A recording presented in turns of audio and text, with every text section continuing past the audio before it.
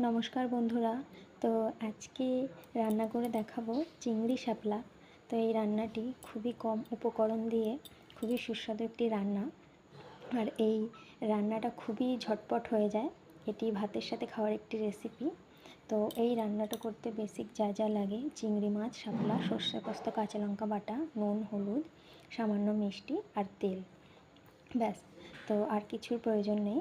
তো এবার চিংড়ি মাছগুলোকে নুন হলুদ মাখিয়ে নিয়েছি, আর এই শাপলাগুলোকে ভালো করে কেটে ধুয়ে আধ ঘন্টা আগে নুন মাখিয়ে রেখেছিলাম।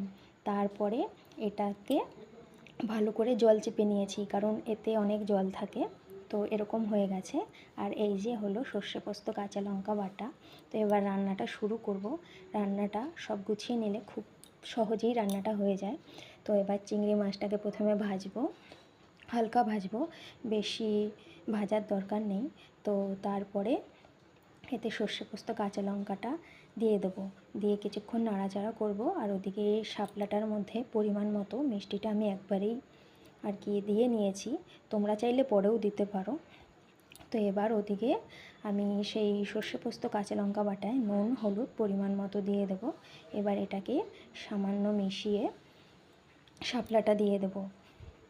এবার শাপলাটাকে ভালো করে নেড়ে চেড়ে মিশিয়ে নেব। আর এটা নাড়াচাড়া করার সময়, মেশানোর সময় গ্যাসের ফ্লেমটাকে হাই রাখতে হবে, কারণ এর থেকে জল চিপে নিয়েছি কিন্তু তবু এর থেকে জল বেরোবে। আর গ্যাস কমিয়ে রাখলে কিন্তু এটা থেকে অনেক জলই বেরোবে। তো এবার এইভাবে কিছুক্ষণ হবার পরে 2-3 মিনিট লাগবে।